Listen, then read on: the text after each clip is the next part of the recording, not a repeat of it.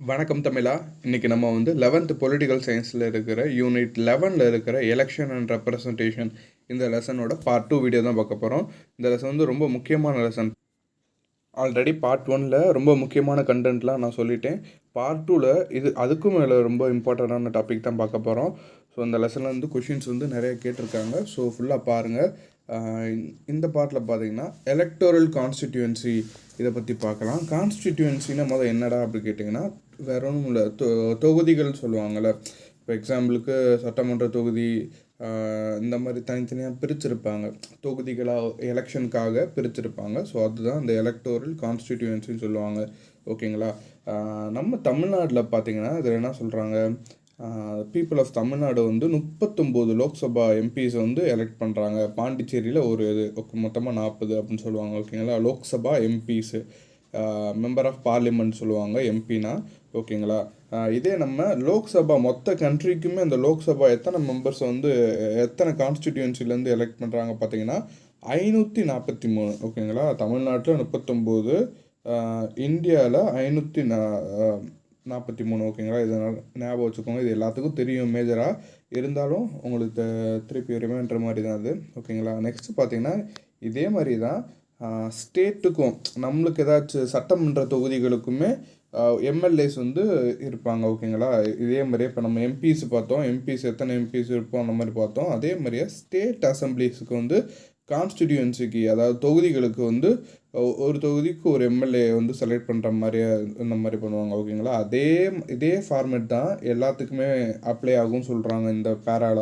நம்ம சேனலை பற்றி தெரியும் உங்களுக்கு. நம்ம சேனல் வந்து எந்த இதெல்லாம் முக்கியமோ அதை ரொம்ப ப்ரிஃபரன்ஸ் கொடுத்து நடத்திட்டுருக்கோம். ஸோ வந்து ஒரு சில பேராகிராஃப் வந்து நம்மளுக்கு தேவையில்லாமல் இருக்கும், அதை நான் எக்ஸ்பிளைன் பண்ண மாட்டேன். எதுவும் ரொம்ப தேவையோ அது எல்லாத்தையும் எக்ஸ்பிளைன் பண்ணிடுவேன், மீனிங்கும் சொல்லிடுவேன். ஸோ ஃபுல்லாக பாருங்கள், சப்ஸ்கிரைப் பண்ணிக்கோங்க, உங்கள் ஃப்ரெண்ட்ஸுக்கும் ஷேர் பண்ணுங்கள். ஸோ இதில் பார்த்தீங்கன்னா வில்லேஜ் பஞ்சாயத்தும் அதே மாதிரி தான் இருக்கும். முனிசிபல், அதாவது கார்ப்பரேஷன் சொல்லுவோம். ஸோ அந்த இதுவுமே அந்த எலெக்ஷனுமே இப்படி தான் இருக்கும். வில்லேஜ் ஒரு கிராமத்தில் பார்த்தீங்கன்னா வார்டு மெம்பர் வந்து எலெக்ட் பண்ணுவாங்க. ஸோ இந்த மாதிரியே தனித்தனியாக இருக்குது அப்படின்னு சொல்கிறாங்க. ஓகேங்களா. அதுதான் அதில் இருக்குது. நெக்ஸ்ட்டு பார்த்தீங்கன்னா ரிசர்வ்டு கான்ஸ்டிடியூன்சி. ரிசர்வ்டு கான்ஸ்டிடியூன்சினா என்னடா பார்த்தீங்கன்னா ஒதுக்கப்பட்டிருக்கும் இடங்கள். இந்த தொகுதிக்கு வந்து இந்தந்த கேஸ்ட் பீப்புள் தான் நிற்கணும்னே ஒதுக்கப்பட்டிருக்கும். ஏன் பார்த்தீங்கன்னா வீக்கர் செக்ஷன் இருக்காங்க பார்த்தீங்களா, அது ரொம்ப தாழ்த்தப்பட்ட மக்கள். ஸோ அவங்க வந்து அப்லிஃப்ட்மெண்ட்டு, அவங்க வந்து முன்னேற்றத்துக்காக அவங்க வந்து எப்பயுமே டாமினேட் பண்ணப்பட்டிருப்பாங்க அந்த காலத்தில். இப்போ வந்து எல்லாமே மோஸ்ட்டாக ஈக்குவலாக ஆகிட்டுருக்கு, ஆகிரும் கொஞ்சம் சூனா. ஓகேங்களா. ஆனால் அந்த காலத்தில் பார்த்தீங்கன்னா அப்படி இல்லை. ஸோ அதுக்காக இந்த ரிசர்வ்டு கான்ஸ்டிடியூன்சி கொண்டு வந்தாங்க. மெயினாக பார்த்தீங்கன்னா யார் யாருக்குன்றதில் சொல்லியிருப்பாங்க, எஸ்சி எஸ்டி, இந்த வீக்கர் செக்ஷன்ஸு, அவங்க தான் மெயினாக அதில் வந்து சொல்லியிருக்காங்க. ஓகேங்களா. நெக்ஸ்ட்டு பார்த்தீங்கன்னா டீலிமிட்டேஷன் என்னென்னா வரையறைக்கிறது. ஓகே, வரையறை சொல்லுவாங்க. ஒரு டைம் ஒரு இது மாதிரியே போடுவாங்க. ஓகேங்களா. எதுக்காக பார்த்தீங்கன்னா லோக்சபா எலெக்ஷன் அந்த இதெல்லாம் நடக்கும் பார்த்தீங்களா, அதுக்கு வந்து ஒரு ஸ்டேட் ஒரு இதை வந்து எப்படிலாம் தொகுதிகளாக பிரிக்கலாம், எந்தெந்த தொகுதிகளாக, அதாவது இப்போ எக்ஸாம்பிளுக்கு ஒரு 2 மாவட்டம் சேர்ந்த மாதிரி ஒரு தொகுதி அப்படின்னு சொல்லுவாங்க லோக்சபா எலெக்ஷனுக்கு. ஸோ இதுக்காக டீலிமிட்டேஷன் ஒரு கான்செப்டை கொண்டு வராங்க. ஓகேங்களா. புரியுதுன்னு நினைக்கிறேன். ஒரு எலெக்ஷன் நடக்கிறதுக்கு தொகுதிகளாக பிரிப்பாங்களே, இந்த தொகுதி இந்த வேட்பாளர் நிற்கிறாங்க, இந்த மாதிரிலாம் சொல்லுவாங்க பார்த்தீங்களா. ஸோ அந்த தொகுதியை பிரிக்கிறது தான் இந்த டீலிமிட்டேஷன். இந்த 2 மாவட்டம் இந்த தொகுதியாக இருக்கட்டும் அந்த மாதிரி சொல்லுவாங்களோ அதுதான். இந்த லெசன் நீங்கள் பார்த்தீங்கன்னா உங்களுக்கு ஃபுல் அண்ட் ஃபுல் சூப்பரான கான்செப்ட்டு. நிறைய பேருக்கு எலெக்ஷனை பற்றியே தெரியாது, சுத்தமாக நாலேஜ் இருக்காது, ஆனால் ஓட்டெலாம் போட்டு வந்திருப்பாங்க. அவங்களுக்கு இந்த லெசன் ரொம்ப முக்கியமானது. ஏன்னா ஒரு ஃபுல் கன்க்ளூஷன் நம்ம இந்தியாவில் எப்படி இருக்குது, ஃபாரினில் எப்படி இருக்குது எல்லாமே தெரிஞ்சிடும் இந்த லெசனை பார்த்தீங்கன்னா. இந்த டீலிமிட்டேஷன் ஆக்ட் எல்லாம் மெமரைஸ் பண்ணிக்கோங்க. ஃபஸ்ட்டு டீலிமிட்டேஷன் கமிஷன் வந்து இந்தியா வந்து இந்தந்த பகுதிகளாக பிரிக்கலாம் அந்த மாதிரியெல்லாம் சொல்லி ஒரு கமிஷன் கொண்டு வந்தது 1952. அப்போ ஜென்ரல் எலெக்ஷன் நடந்துகிட்ருக்கு. ஓகேங்களா. 1951 to 52 வந்து ஜென்ரல் எலெக்ஷன் நடந்துகிட்ருக்கு. அடுத்த செகண்ட் டீலிமிட்டேஷன் ஆக்ட் 1963, தேர்ட் வந்து 1973, ஃபோர்த் வந்து 2002. இதனால் மெமரைஸ் பண்ணி வச்சுக்கோங்க, ரொம்ப முக்கியமானது. ஓட்டர்ஸ் லிஸ்ட்டு, அதாவது நம்ம ஓட்டு போட போகிறோம்னு சொல்கிறோம்ல, நம்ம யாரெல்லாம் ஓட்டு போட்டிருக்கீங்களோ இதெல்லாம் உங்களுக்கு ஈஸியாக புரிஞ்சுட்ருக்கும். ஓட்டர்ஸ் லிஸ்ட்டுனா நம்ம பேர் இருக்கான்னு செக் பண்ணுவோம். ஒருத்தவங்க நம்ம வீட்டுக்கு வந்து கேட்பாங்க, இது அவங்க பேர் தானா, எல்லாமே கரெக்டாக இருக்கா, அந்த மாதிரிலாம். ஸோ அதுதான் இது. அந்தந்த கான்ஸ்டிடியூன்சியில், அதாவது அந்தந்த தொகுதியில் அவங்கவுங்களுக்கு வந்து அந்த ரோல், எலக்டோரல் ரோல்னு சொல்லுவாங்க, இல்லைனா ஓட்டர்ஸ் லிஸ்ட்டுன்னு சொல்லுவாங்க. அந்த தொகுதியில் உங்கள் பேர் இருக்கான்னு செக் பண்ணுங்க அப்படின்னு சொல்லுவாங்க. ஸோ அதுதான் அது. நெக்ஸ்ட்டு பார்த்தீங்கன்னா இது இப்போல்லாம் வந்து பார்த்திங்கன்னா EPIC, electoral photo identity card நம்மளுக்கு வந்துருச்சு. ஐடென்டிட்டி கார்டு, ஓட்டர் ஐடின்னு சொல்லுவாங்களோ, ஸோ அந்த மாதிரி வந்துருச்சு. முன்னாடிலாம் அப்படிலாம் இல்லை. இப்போ வந்து அந்த மாதிரியே கொஞ்சம் கொண்டு வந்துட்டாங்க. 18 வயசு யாருக்கெல்லாம் நிரம்பியிருக்கோ அவங்க வந்து கண்டிப்பாக ஓட்டு போடலாம். யூனிவர்சல் அடல்ட் ஃப்ரான்ச்சைஸ் அதுபடி அப்படி தான் இதில் சொல்கிறாங்க. ஓகேங்களா. நெக்ஸ்ட்டு பார்த்தீங்கன்னா எலக்டோரல் ப்ராசஸ் இன் இந்தியா. இது வந்து வேறு ஒன்றும் இல்லை, டீலிமிட்டேஷன். வந்து தொகுதிகளை வந்து வரையறுப்பாங்க. அடுத்து பார்த்திங்கன்னா எலெக்ஷன் நோட்டிஃபிகேஷன் கொடுப்பாங்க. எலெக்ஷன் எப்படி நடக்குதுரா அப்படின்னு கேட்டிங்கன்னா இப்படி தான். இப்போ நான் சொல்கிறத பார்த்துக்கோங்க. தொகுதிகளை பிரிப்பாங்க. அடுத்து நோட்டிஃபிகேஷன், எலெக்ஷன் வரப்போது நோட்டிஃபிகேஷன் கொடுப்பாங்க. அடுத்து நாமினேஷன் பண்ணுறவங்க, அந்த விட்ரா பண்ணுறவங்க, அதை நாமினேஷன் பண்ணிட்டு வேணாம் சொல்கிறவங்க, அந்த ப்ராசஸ்லாம் நடக்கும். நெக்ஸ்ட்டு வந்து பார்த்திங்கன்னா நாமினேஷன் பேப்பரை ஃபில் பண்ணி கேண்டிடேட்ஸ் யார் அதெல்லாம் செலக்ட் பண்ணி பண்ணுறது, அவங்கள வெரிஃபை பண்ணுறது. அடுத்து நெக்ஸ்ட்டு பார்த்திங்கன்னா எலெக்ஷன் கேம்பெயின்னா போய் வாக்கு கேட்பாங்க பார்த்திங்களா, எங்களுக்கு ஓட்டு போடுங்க, அந்த மாதிரிலாம் வண்டியில் போயிட்டுருப்பாங்களே. ஸோ அதுதான் எலெக்ஷன் கேம்பெயினு. அடுத்து போலிங் ப்ராசஸ். அடுத்து எலெக்ஷன் கேம்பெயின் முடிஞ்சோடனே ஓட்டு போடுறது தான், நம்ம ஓட்டு போடுறது. அடுத்து அதை கவுண்ட் பண்ணி ரிசல்ட் அனௌன்ஸ் பண்ணுறது. இதுதான் ஜென்ரலாக நடக்கிறது. நெக்ஸ்ட்டு பார்த்தீங்கன்னா டூயினோ பாக்ஸில் ஒன்று கேட்டிருக்காங்க. எந்த அமெண்ட்மெண்ட் ஆக்ட் வந்து ஓட்டிங் ஏஜை வந்து ரெடியூஸ் பண்ணியிருக்கு, 21லேருந்து 18 ரெடியூஸ் பண்ணியிருக்குன்னு உங்களுக்கு தெரிஞ்சால் சொல்லுங்கள். இந்த லெசன்லேயே நம்ம பார்த்துருவோம். அந்த லெசன்லேயே இதுக்குரிய ஆன்சர் இருக்கும். நெக்ஸ்ட்டு பார்த்தீங்கன்னா principle underlying elections in India. என்னென்னலாம் இந்தியாவில் வந்து எலெக்ஷனுக்காக நம்ம இது பண்ணணும், பின்பற்றணும் பார்த்தீங்கன்னா, ஒரு தொகுதியில் இந்த பச்சை கலரில் இருக்குல்ல, அதில் என்ன சொல்லுவாராங்கன்னா, ஒரு தொகுதியில் ஒரு ஆள் தான் நம்ம ஓட்டு போடணும். இப்போ நான் இந்த ஒரு தொகுதியில் நான் ஓட்டு போட்டுட்டு இன்னொரு தொகுதியில் நான் ஓட்டு போடக்கூடாது. ஓகேங்களா. அதை தான் சொல்லியிருக்காங்க. 1 electoral role for every constituency. ஒரு ஆள் ஒரு தொகுதிக்கு தான் போட முடியும். நெக்ஸ்ட்டு பார்த்தீங்கன்னா 18 வயசு நிரம்பின எல்லாருமே, இந்தியாவை சேர்ந்த எல்லாருமே ஓட்டு போடலாம். அதாவது அடல்ட் சஃப்ரேஜ் இல்லைன்னா அடல்ட் ஃப்ரான்ச்சைஸ்ன்னு சொல்லுவாங்க, யூனிவர்சல் அடல்ட் ஃப்ரான்ச்சைஸ். அடுத்து பார்த்தீங்கன்னா எல்லா தொகுதி, அதாவது எல்லா அந்த லோக்சபா எல்லா எலெக்ஷனுக்குமே ரிசர்வேஷன் கண்டிப்பாக இருக்கணும். எஸ்சி எஸ்டிக்காக ரிசர்வேஷன் வந்து கண்டிப்பாக இருக்கணும் அப்படின்னு சொல்கிறாங்க. ஓகேங்களா. அதுதான் அதில் கொடுக்கப்பட்டிருக்கு. நெக்ஸ்ட்டு நாமினேஷன் ஆஃப் கேண்டிடேட் வந்து எப்படிலாம் நாமினேட் பண்ணலாம் அந்த இது சொல்கிறாங்க. கேண்டிடேட்னா என்னடா, நிறைய பேர் தெரியாமல் இருக்கலாம், எல்லாருக்கும் தெரிஞ்சிருக்கணும். கேண்டிடேட்னா வேறு ஒன்றும் இல்லை, அந்த எலெக்ஷனில் நம்மளுக்கு ரெப்ரசன்டேட்டிவாக நிற்கிறாங்க பார்த்தீங்களா, ஒரு கட்சியிலேருந்து நிற்பாங்க, அவங்களுக்கு தான் நம்ம ஓட்டு போடுற மாதிரி இருக்கும். ஸோ அதுதான் கேண்டிடேட். ஓகேங்களா. இதெல்லாம் பார்த்தீங்கன்னா ஓட்டு வந்து 18 வயசு நிரம்பினா போடலாம். ஆனால் ஒரு கேண்டிடேட் எலெக்ஷனில் நிற்கணும்னா அவங்க மினிமம் 25 வயசு வந்து 25 வயசு அவங்களுக்கு இருக்கணும். நெக்ஸ்ட்டு பார்த்தீங்கன்னா பொலிட்டிக்கல் பார்ட்டிலேருந்து யாராச்சும் நாமினேட் பண்ணுறாங்க அப்படின்னு பார்த்தீங்கன்னா, பொலிட்டிக்கல் பார்ட்டிலேருந்து அந்த கேண்டிடேட்டை நாமினேட் பண்ணுறாங்க அப்படி பார்த்தீங்கன்னா அவங்கள வந்து எப்படி சொல்லுவாங்கன்னா பார்ட்டி டிக்கெட் சொல்லுவாங்க. ஓகேங்களா. பொலிட்டிக்கல் பார்ட்டிஸ் வந்து யாராச்சும் ஒரு கேண்டிடேட்டை நாமினேட் பண்ணி அவங்களுக்கு அந்த சிம்பிள்லாம் கொடுத்து, அவங்களுடைய கட்சி சிம்பிள்லாம் கொடுத்து இது பண்ணுறாங்கன்னா அவங்களுக்கு பார்ட்டி டிக்கெட் அந்த மாதிரியே சொல்லுவாங்க. ஓகேங்களா. அவ்வளோதான். இதில் ரொம்ப முக்கியமானது மட்டும் தான் நம்ம பார்த்துட்டு போகிறோம். நெக்ஸ்ட்டு பார்த்திங்கன்னா எலெக்ஷன் கேம்பெயின். இந்த கேம்பெயின் வந்து நம்ம எல்லாத்துக்கும் தெரியும். ஓட்டு கேட்டுக்கிட்டு வருவாங்க, நாங்கள் இது பண்ணுவோம் அது பண்ணுவோம், அதுதான் இதில் ஃபுல்லாக கொடுத்துருப்பாங்க. இங்கிலீஷில் கொடுத்துருக்காங்க, நான் அது தமிழில் சொல்லிகிட்டு இருக்கேன். ஓகேங்களா. நான் ஒன்றும் கதை ஒன்றும் அடிக்கலை, ஏன்னா அந்த லெசனே கதை கொஞ்சமாக இருக்கும், கதை மாதிரி தான் இருக்கும். எலெக்ஷன் எப்படி நடக்குதுன்னா அது கதை மாதிரி தான் சொல்ல முடியும். ஸோ அதுதான் அதில் சொல்லியிருப்பாங்க. என்ன சொல்லுவாங்கன்னா, எதுக்காக இது மெயின் பர்பஸாக அந்த இது வந்து எலெக்ஷன் கேம்பெயின் நடத்துகிறாங்க அப்படின்னு பார்த்தீங்கன்னா, அவங்க வந்து ரெப்ரசன்டேட்டிவாக நான் நிற்கிறோம், நாங்கள் வந்து கவர்மெண்ட் சார்பாக அவங்களுக்கு வந்து கவர்மெண்ட் என்னென்ன பண்ணணுமோ அது எல்லாமே நாங்கள் உங்களுக்கு சொல்கிறோம், நாங்கள் என்னென்னலாம் இம்ப்ளிமெண்ட் பண்ண நினைக்கிறோமோ அது உங்கள்கிட்ட சொல்கிறோம், எங்கிட்ட என்னென்ன பாலிசி இருக்குது, என்ன கொள்கை இருக்குது, எங்களுடைய கொள்கையை வந்து நாங்கள் எப்படி உங்கள்கிட்ட கொண்டு சேர்ப்போம், இதெல்லாம் கொண்டு வரணும்னு நினைக்கிறோம். ஸோ இந்த மாதிரியெல்லாம் அந்த எலெக்ஷன் கேம்பெயினில் வந்து பேசிக்கிடுவாங்க.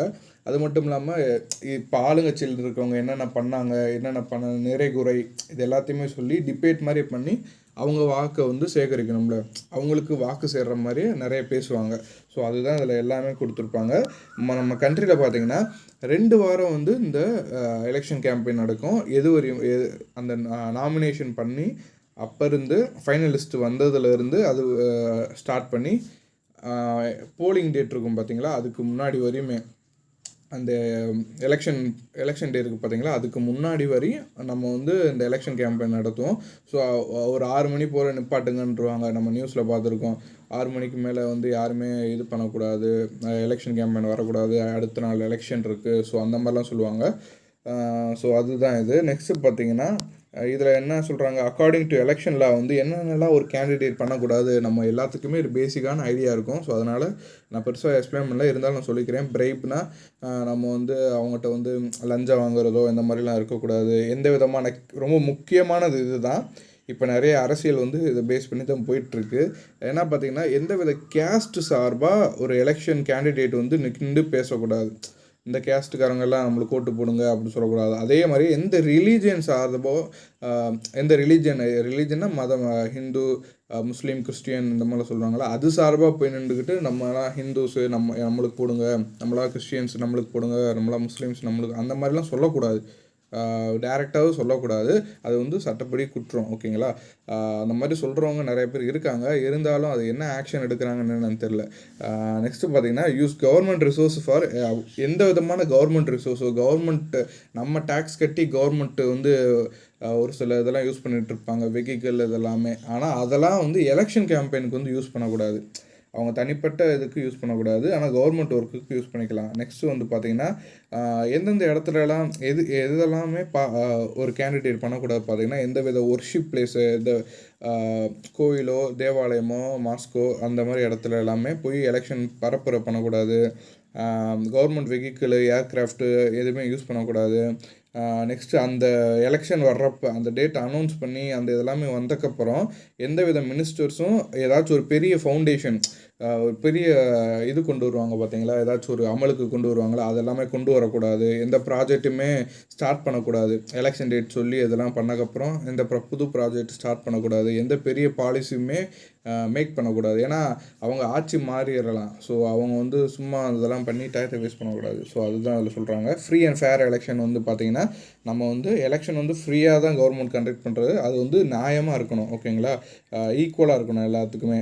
இம்பார்ஷியலாக இருக்கக்கூடாது. இம்பார்ஷியல்னால் ஒரு ஆளுக்கு நீங்கள் ஓட்டு போடலாம், நீங்கள் ஓட்டு போடக்கூடாது, இந்த மாதிரிலாம் சொல்லக்கூடாது. டிரான்ஸ்பரண்ட்டாக இருக்கணும். ஸோ இதுதான் இதில் சொல்லியிருப்பாங்க. ஓகேங்களா?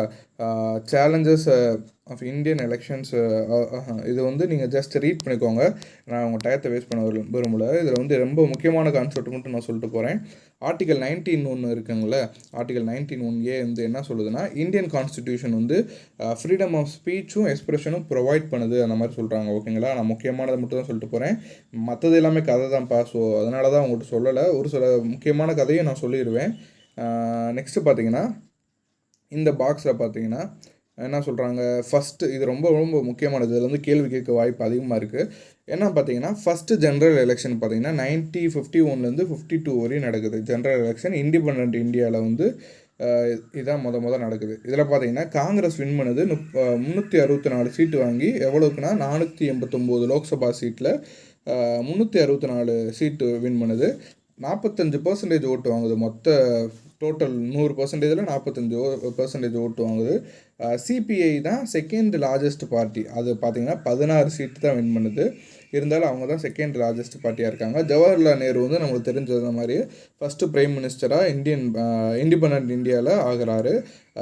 மொத்தமாக எவ்வளோ ஓட்டு வந்திருக்கு ஆல் ஓவர் இந்தியா பார்த்திங்கன்னா 67.6% ஓட்டு வந்திருக்கு. ஓகேங்களா? எவ்வளோ பார்ட்டிஸ், எத்தனை கட்சிகள் வந்து அப்போ பங்கேற்றாங்க பார்த்திங்கன்னா 54 பார்ட்டிஸ் வந்து அப்போ வந்து அந்த எலெக்ஷனில் நின்றாங்க. அதில் பார்த்திங்கன்னா 2 தான் மேஜராக வந்திருக்காங்க. நெக்ஸ்ட்டு பார்த்திங்கன்னா எலெக்ஷன் வந்து எவ்வளோ நாள் இது பண்ணியிருக்காங்க பார்த்திங்கன்னா 4 மாதம், நியர்லி 4 மாதம் சொல்ல முடியாது, 3.5 மாதம் இந்த மாதிரி கணக்கு தான் வரும். அக்டோபர் 5 1951 ஆரம்பிக்கிறது, பிப்ரவரி 21 1952 முடிஞ்சிருது. ஓகேங்களா? அந்த டேட்டில் நல்லா ஞாபகம் வச்சுக்கோங்க. உங்களுக்கு புரியுதுன்னு நினைக்கிறேன். ரொம்ப ஃபாஸ்ட்டாக போகிற மாதிரி இருந்துச்சுன்னா மேலே 3 டாட் இருக்கும், அதை கிளிக் பண்ணிங்கன்னா ப்ளே ஸ்பீடை வந்து கம்மி பண்ணி வச்சு பாருங்கள். ஏன்னா நான் கொஞ்சம் ஃபாஸ்ட்டாக தான் போயிட்டுருக்கேன். அது மட்டும் இல்லாமல் நம்ம குவாலிட்டி வந்து பிக்சர் குவாலிட்டி வந்து கொஞ்சம் இன்க்ரீஸ் பண்ணி பாருங்கள். அப்போ தான் ரொம்ப கிளியராக இருக்கும், நல்லா ஈஸியாகவும் உங்களுக்கு பார்க்குற மாதிரி இருக்கும். மேலே குவாலிட்டி கொடுத்துட்டு அட்வான்ஸ் அமைக்கினீங்கன்னா அதில் வந்து மேக்ஸிமம் 360க்கு மேலே 480 இந்த மாதிரி வச்சிங்கன்னா எம்பியும் உங்களுக்கு கம்மியாக தான் போகும், இருந்தாலும் உங்களுக்கு கிளாரிட்டி கிடைக்கும். ஓகேங்களா. நெக்ஸ்ட்டு பார்த்தீங்கன்னா 26 இந்தியன் ஸ்டேட்ஸ் வந்து அப்போ இருந்திருக்கு. அந்த எலெக்ஷன் நடந்தப்போ 401 தொகுதிகளாக இருந்திருக்கு. ஓகேங்களா. நம்ம இந்தியா வந்து இதுதான் இதில் சொல்கிறாங்க. நெக்ஸ்ட்டு பார்த்தீங்கன்னா எலெக்ஷன் கமிஷன் ஆஃப் இந்தியா, இதுதான் ரொம்ப முக்கியமானது. என்ன பார்த்தீங்கன்னா எலெக்ஷன் கமிஷன் வந்து ஆர்டிகல் 324 படி இந்தியன் கான்ஸ்டிடியூஷன் வந்து சிங்கிள் எலெக்ஷன் கமிஷன் நம்மளுக்கு வந்து கொடுக்குறாங்க. அந்த இது வந்து பெர்மனண்ட்டாக இருக்கும். ஓகேங்களா. பெர்மனண்ட்டாகவும் இருக்கும், இண்டிபெண்ட்டாகவும் இருக்கும்.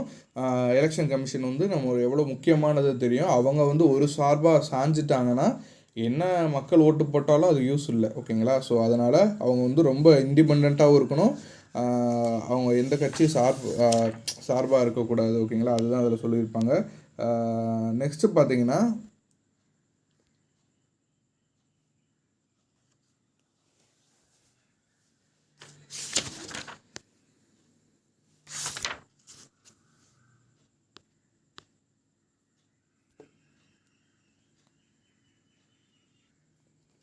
இந்த இது டியூரேஷன்லாம் கொடுத்துருப்பாங்க. ஜஸ்ட் பார்த்து வச்சுக்கோங்க, இது மெமரைஸ் பண்ண தேவையில்லை, சும்மா பார்த்து வச்சுக்கோங்க. நெக்ஸ்ட்டு ஒரு சுப்ரீம் கோர்ட்டில் வந்து ஒரு வெர்டிக்ட் இது சொல்லியிருப்பாங்க. இது என்னென்னா சுப்ரீம் கோர்ட்டில் ஒரு இது கொண்டு வராங்க. ஜூலை 11, 2013 அந்த டேட்டில் யாரெல்லாம் அந்த எலெக்ஷனில் வந்து பார்ட்டிசிபேட் பண்ணுறாங்களோ அவங்க மேலே ஏதாச்சும் ஒரு கேஸோ ஏதாச்சும் ஒரு கேஸு இருந்துச்சுன்னா அவங்க வந்து லெஜிஸ்லேட்டிவ் பாடியில் வந்து அந்த இதில் வந்து கண்டெஸ்ட் பண்ண முடியாது எலெக்ஷனில். அதுக்கு முந்தின நாள் வந்து யார்கிட்டயாச்சும் கேஸ் இருந்திருக்கு அப்போ தெரிய வருது, ஆனால் எலெக்ஷன் வந்து அதுக்கு அடுத்த நாள் தான் அப்படின்னு பார்த்தீங்கன்னா அவங்க எலெக்ஷனில் நின்றாலும் என்னன்னா அவங்க ஜெயிச்சிட்டாலுமே அவங்க மேலே கேஸ் இருக்குன்னு கன்ஃபார்ம் ஆயிடுச்சுன்னா அந்த இதை அவங்கள வந்து எலிமினேட் பண்ணிடுவாங்க. ஸோ அதுதான் இதில் சொல்லியிருப்பாங்க, ஜஸ்ட் ரீட் பண்ணிக்கோங்க. நெக்ஸ்ட்டு பார்த்தீங்கன்னா சீஃப் எலக்டோரல் ஆஃபீஸர். ஓகேங்களா. சீஃப் எலக்டோரல் ஆஃபீஸர் வந்து யார் பார்த்தீங்கன்னா ஒரு எலெக்ஷன் வந்து கண்டக்ட் பண்ணுறதுல ரொம்ப முக்கியமான ஆள். ஸோ இவங்க வந்து இவரை வந்து யார் வந்து இது பண்ணுவாங்க பார்த்தீங்கன்னா எலெக்ஷன் கமிஷன் ஆஃப் இந்தியா தான் நாமினேட் பண்ணுவாங்க. ஓகேங்களா. இவர் வந்து சூப்பர்வைஸ் பண்ணுவார்ப்பா, நம்ம எலெக்ஷன் எப்படி நடக்குது எல்லாத்தையும் சூப்பர்வைஸ் பண்ணுவார். யார் எலெக்ட் பண்ணுவாங்கன்னா எலெக்ஷன் கமிஷன் ஆஃப் இந்தியா. இப்போ நம்ம பார்க்க போகிறது எல்லாத்தையுமே எலெக்ஷன் கமிஷன் ஆஃப் இந்தியா தான் நாமினேட் பண்ணுவாங்க. ஓகேங்களா.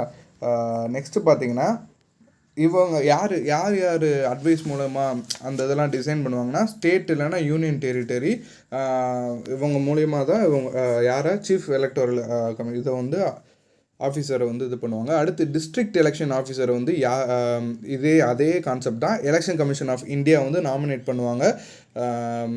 நெக்ஸ்ட்டு பார்த்தீங்கன்னா ரிட்டர்னிங் ஆஃபீஸர், இவங்க எல்லாமே ஒரு பதவியில் இருக்கிறவங்கப்பா. இவங்கெல்லாம் என்ன பண்ணுவாங்க, இவர் என்ன பண்ணுவார்னா டிஸ்ட்ரிக்ட் எலெக்ஷன் ஆஃபீஸர் வந்து டிஸ்ட்ரிக்டில் எப்படிலாம் எலெக்ஷன் நடக்குதுன்னு சூப்பர்வைஸ் பண்ணுவார்.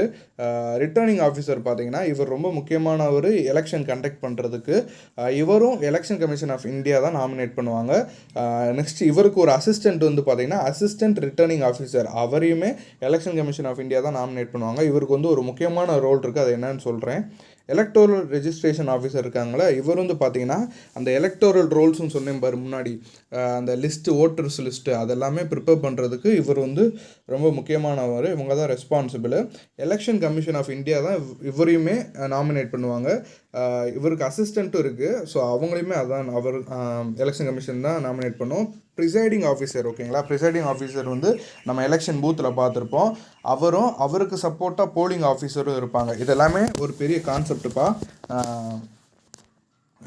அந்த கான்செப்ட் இது என்னன்னா போலிங் ஆஃபீஸர்லாம் நம்ம பார்த்துருப்போம், எலெக்ஷன் பூத்தில் இருப்பாங்க. ஸோ அந்த போலிங் ஆஃபீஸரு ப்ரிசைடிங் ஆஃபீஸர்லாம் யார் நாமினேட் பண்ணுவாங்கன்னா இவங்க டிஸ்ட்ரிக்ட் எலெக்ஷன் ஆஃபீஸர் தான் ப்ரிசைடிங் ஆஃபீஸரையும் போலிங் ஆஃபீஸரையும் நாமினேட் பண்ணுவாங்க. இதுக்கு முன்னாடி நம்ம பார்த்தது எல்லாமே எலெக்ஷன் கமிஷன் நாமினேட் பண்ணுவோம். இந்த ப்ரிசைடிங் ஆஃபீஸரையுமே போலிங் ஆஃபீஸரையும் டிஸ்ட்ரிக்ட் எலெக்ஷன் கமிஷனர் தான் நாமினேட் பண்ணுவாங்க. யாரை எலெக்ட் பண்ணுவா, யாரை நாமினேட் பண்ணுவா, இதுதான் கான்செப்ட்டு. நான் சொல்கிறது புரியும் நினைக்கிறேன், கொஞ்சம் ஸ்லோவாக பாருங்கள். ஓகேங்களா. நெக்ஸ்ட்டு பார்த்தீங்கன்னா எலெக்ஷன் அப்சர்வர்ஸு, இது வந்து இதுதான் எலெக்ஷன் கமிஷன் ஆஃப் இந்தியா வந்து nominates officers of government election அப்சர்வர்ஸ்னு சொல்லுவாங்க. ஜெனரல் அப்சர்வர்ஸ் சும்மா எவ்வளோ எக்ஸ்பெண்டிச்சர் எலெக்ஷனுக்கு ஆகுது இந்த மாதிரியெல்லாம் பார்க்குறதுக்கு இந்த எலெக்ஷன் அப்சர்வர்ஸ்னு சொல்லுவாங்க. ஓகேங்களா, அவ்வளோதான் இந்த லெசன், இந்த பாட்டில் வந்து இதை முடிச்சுக்கிடுவோம். அடுத்து வந்து ரொம்ப ரொம்ப முக்கியமான கான்செப்ட்டுப்பா, அந்த இதுலேருந்து கண்டிப்பாக கொஸ்டின் கேட்பாங்க. ஏன்னா அந்த பார்த்தீங்கன்னா அந்த கமிட்டிலே கண்டிப்பாக கேட்பாங்க. அதை என்னென்னு எக்ஸ்பிளைன் பண்ணுறேன். இது கீழே இருக்க எல்லாமே கண்டிப்பாக ஒரு 2 கொஷினாச்சும் வட்டம் வந்துடுது. அதாவது எவ்ரி டைம் இல்லை, மோஸ்ட்டாக அது வந்து ரிப்பீட்டட் கொஷின் வந்து 2-3 கொஷின் இருக்குது. ஸோ கண்டிப்பாக அடுத்த பாட்டை பாருங்கள். மறக்காமல் நம்ம சேனலை சப்ஸ்கிரைப் பண்ணிக்கோங்க. அடுத்த பாட்டு வந்து கமெண்ட் செக்ஷனில் பின்னாக இருக்கும், இல்லைனா ப்ளேலிஸ்ட்டில் போய் பாருங்கள். நம்ம சேனலை மறக்காமல் சப்ஸ்கிரைப் பண்ணிக்கோங்க. தேங்க்யூ.